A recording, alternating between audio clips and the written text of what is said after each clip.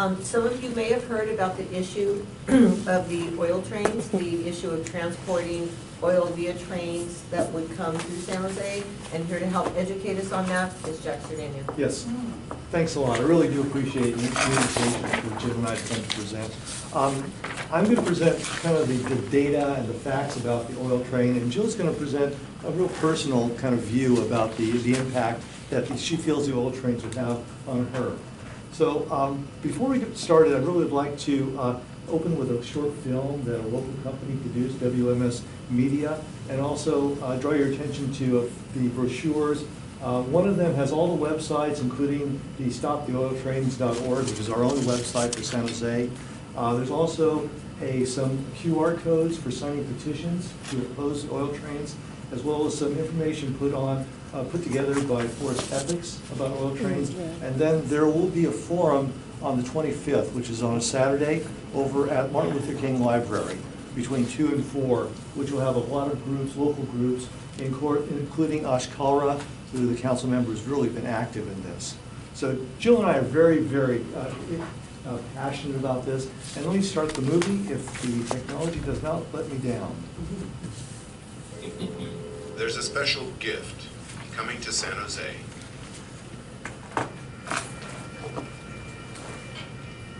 It's toxic. It leaks carcinogens. It contributes to climate change. And it's highly explosive. Tar sands from Canada are about to travel through San Jose. There's a plan to bring a mile-long oil train transporting highly flammable oil through downtown and residential neighborhoods 520 times per year. It will take this 3 diesel train and toxic cargo at least an hour to cross our city. The potential for a deadly accident is extremely high. 34 of these oil trains have already derailed and exploded in the past 2 years. In one horrific example, half a town was obliterated. Many of the 47 victims were never found. If the same thing happened in San Jose, thousands of people and hundreds of businesses could be impacted.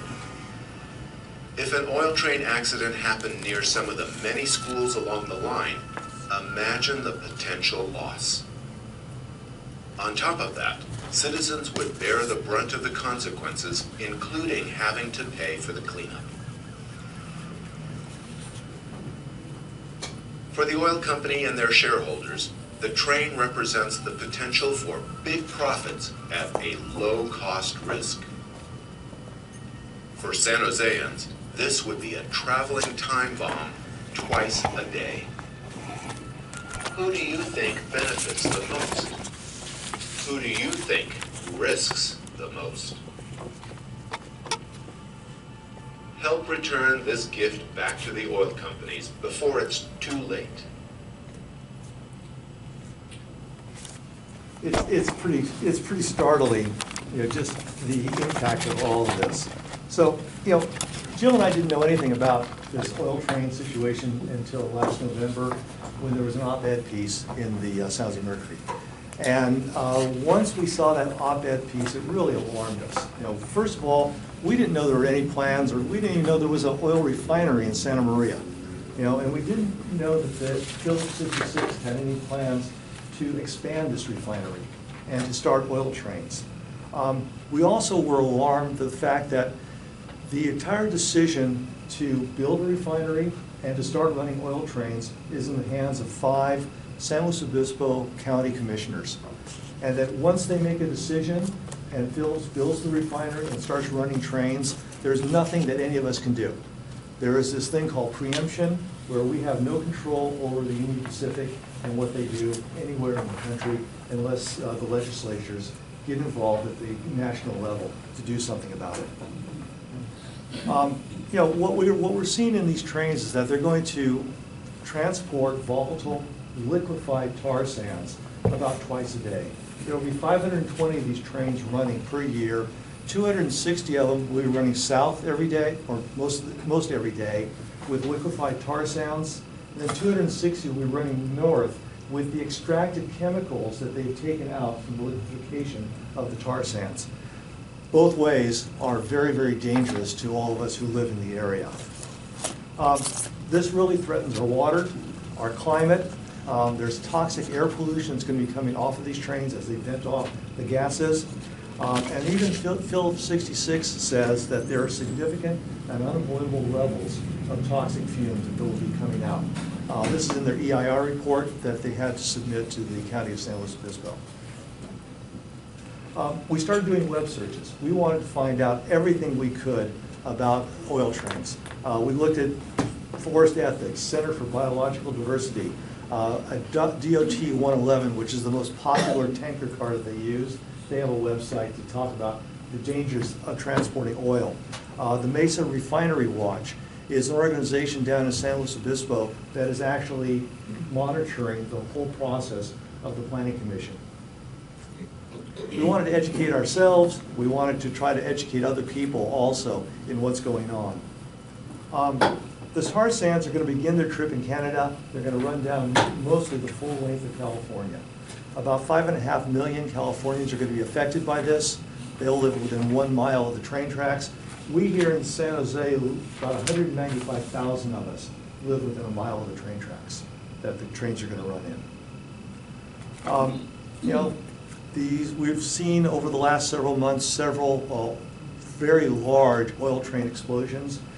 Even the newer cars, which they call CPC-1232s, have exploded. So there really is no safe way at this point to transport oil by train. The oil fires are difficult or almost impossible to extinguish. We had a meeting here in January where the then acting and now fire chief of San Jose said that San Jose just doesn't have the resources to fight this kind of fire.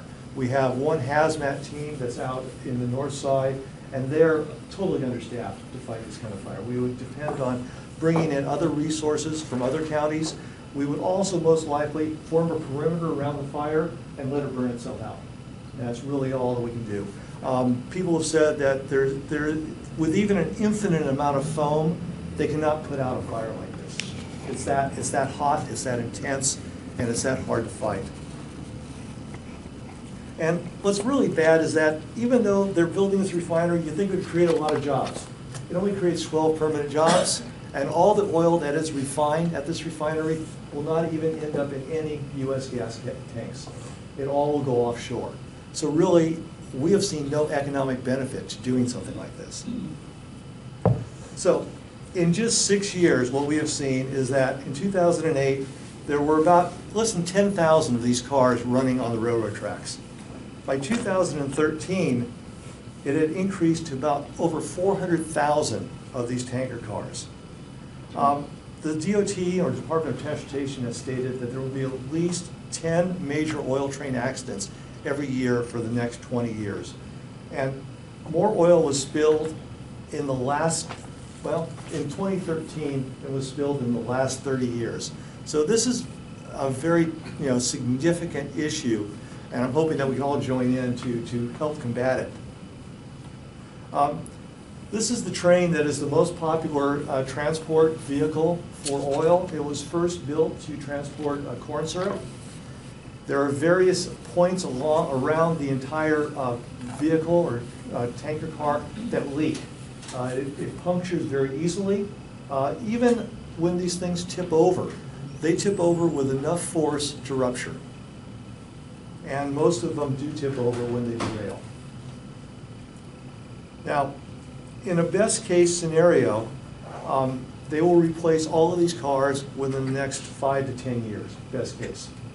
But right now, we are subject to having these cars run through most major cities around the country, and without a lot of action running through San Jose. The train is going to run from the northern part of the city of California down into Sacramento. It will then turn west to go to Richmond, Oakland, and then head south through San Jose.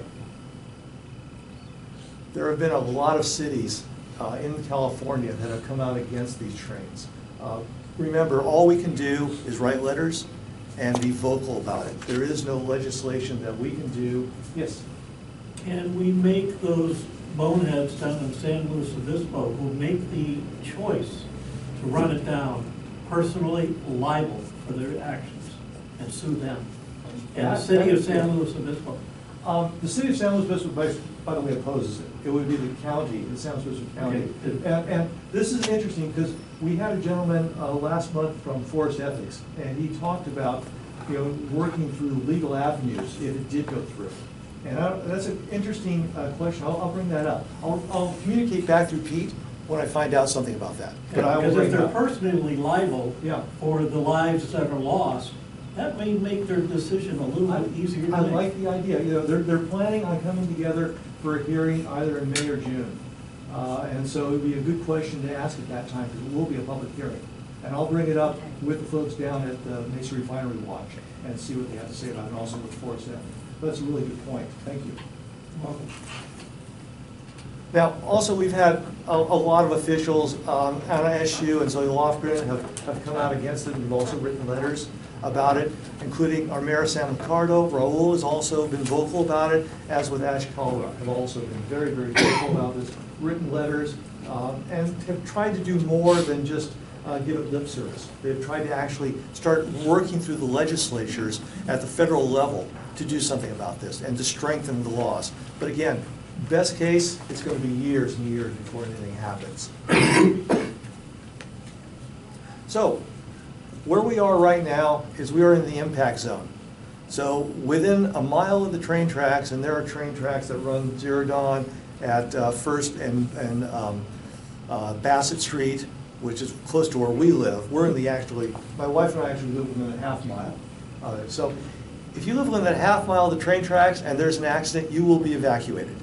If you live within a mile, you're going to be impacted in some way. And if the wind blows, the impact is even going to be greater because it is going to spread all the toxic fumes all over our valley. Recently, last month, there was a train derailment over in Japantown. Council member Corrales said, boy, it was sure good that this wasn't an oil train. But it could have been an oil train, and it could have destroyed all of Japantown. You know, what we can do is we can scan QR codes, we can write letters, we can sign petitions, which is, I encourage us all to do that. Sign petitions, write letters, and if at all possible, you know, when the Planning Commission does in fact meet in May or June, if you do have the time, we will get buses to go down to San Luis Obispo so that we can be present there and we can represent San Jose. So, conclusion, you know, the only way to stop the oil trains is to stop the Phillips 66 refinery.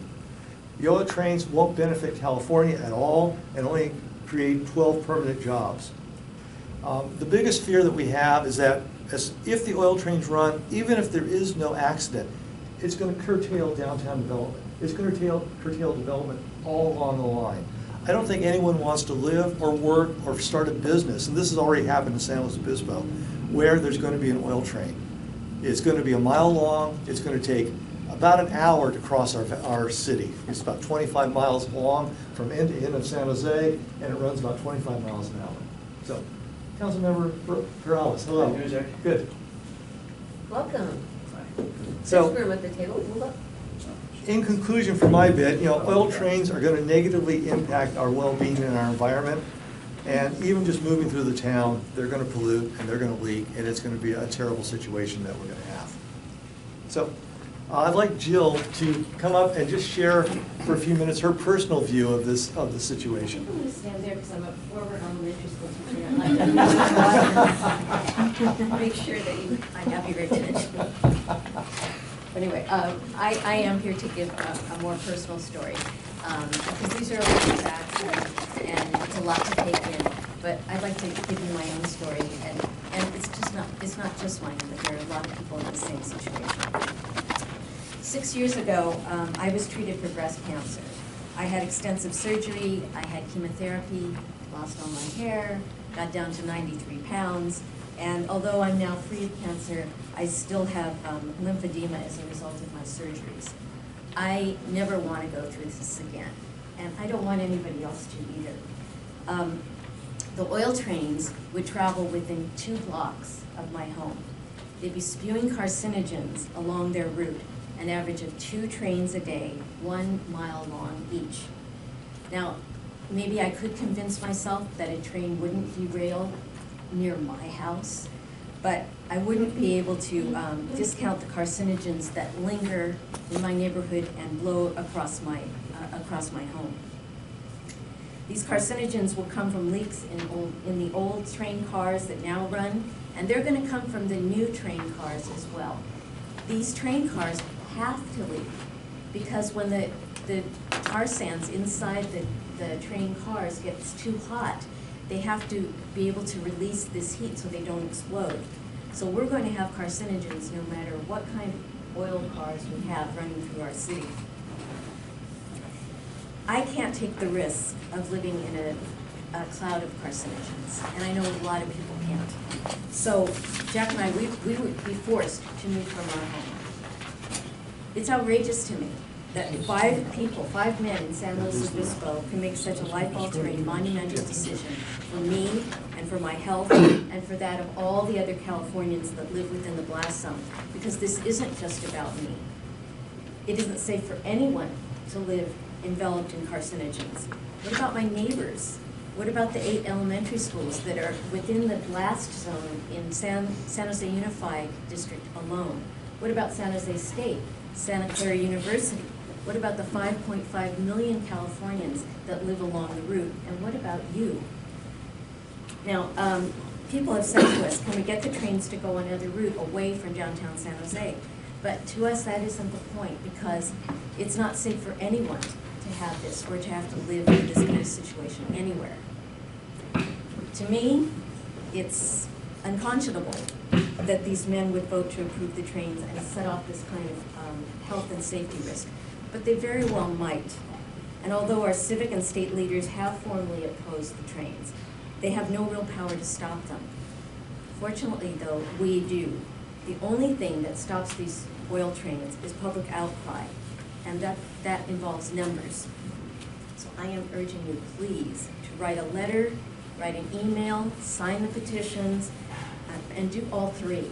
Because we need these 5 guys to know that there are many of us out here who oppose it, that we're watching them, that we're looking to see what they're going to do. And we won't forget about it, even if they postpone the voting date, which it looks like they're trying to do. It might be in their interest to postpone it until the summer when people go off on vacation and this kind of thing. So we want to keep the interest up and to let people know that, and let them know that we are watching them. To me, this is just a simple case of oil company greed versus the public health and public good. And I urge you to please let these guys know that they don't have the power to make such a destructive decision about our lives. Thank you. Thank you, Jill. Please, if you would, write letters to the Mercury. The Mercury has not published a single article about oil trains in San Jose since the op-ed piece in November. They have written articles about a forum in Berkeley, they've done other things, but nothing about the impact of this in San Jose. And we've written them. We've written them. We were fortunate to have an article written by Amy Spartan David last month and in the Metro. And they were both very, very good articles, but we've been totally unsuccessful with getting the San Jose Mercury to do anything. Tina? So I have a couple of questions and a comment. I would like to say thank you. I deeply appreciate the time and effort that I know you guys spend to educate us. My concern is that I live in the Vendome neighborhood, very close to the tracks, and there is a PG&E major pipeline that runs along North San Pedro. So I am deeply concerned if, an oil train goes piff, if something could possibly happen with the PG&E pipeline, and maybe that's something that you can address, I don't know. But That's what anyway, I'm going to talk about. okay. So, but my 2 questions, I'd like to know where the legislatures are in this decision and also the federal government, because from what I can tell on these dates, a lot of the increase is because we were trying to get more oil inside the United States versus depending on foreign oil. So That's where I see the uptick. I'd like to know, do you have Sure. any Sure. information? The Congress is working on a bill to strengthen the transportation of hazardous materials by rail. We don't know where that bill is at this point in Congress, as far as getting it passed, how long it's going to take to become effective if it does pass. We don't know if what they're calling for are strong enough oil tanker cars that will withstand any kind of rupture. As I mentioned earlier, just the mere tipping of one of these tankers will cause it to rupture, regardless if it is the old DOT 111 or the newer CPC 1232. So there is efforts in Congress to try to strengthen the current rules regulating the tankers. We would like to see what Canada is doing, which is removing all of the old tankers from the railroad tracks. The fear is that they're going to do something, the United States will not do anything, all those old tankers will come into the United States and be used on our tracks.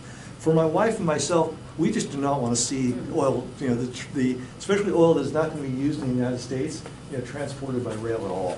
So that's kind of our position on this. Okay, thank you. Yes.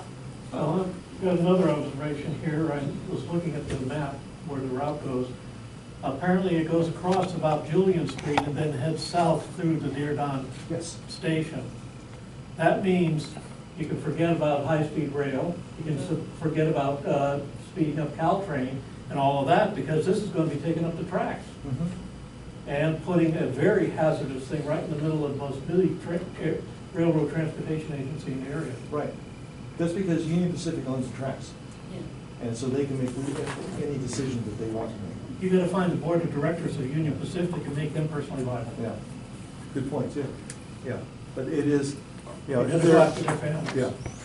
They're after yours. Okay, so we're running a little past agenda. Thank you tonight, very much. I but really I want to appreciate thank both of you for coming out, and Jill, especially for your personal story. So I do want to give the group a chance for any more comments or questions, as long as we have Jack and Jill here. Obviously, they've spent a lot of time researching and they're very passionate about it. Can I get a copy of the slides? You will have a copy, there'll be, on the website, stoptheoiltrains.org, I will put a copy of the presentation there. Thank you. And so you can go there. There's a lot of other materials also on there that you can look at about San Jose, about oil trains, articles written about oil trains. There was a very good article in the recent, which is also posted there, recent Washington Street Journal, or excuse me, Wall Street Journal, about oil trains, about what a practice disaster they had in New Jersey. And it's exactly the same situation. What if there was a disaster in a city with a large population? What would happen? So, but that is also posted in there. So, yeah, I'll have that posted by tomorrow. I'll get back with you on the legal, what we can do legally, probably sometime within the next week or so. Okay, and we'll link the D3CLC website off to it also. Great. And if I could say one thing that personally hit me was when Jill was saying that, well, they have to use the carcinogens because if they don't, the heat will make the tankers explode. So it's like, okay, well, which devil do you want? Yes. Thank Thank you again. I really do Thank you appreciate so your time. much. Thank you. Thank you again Thanks, guys. for your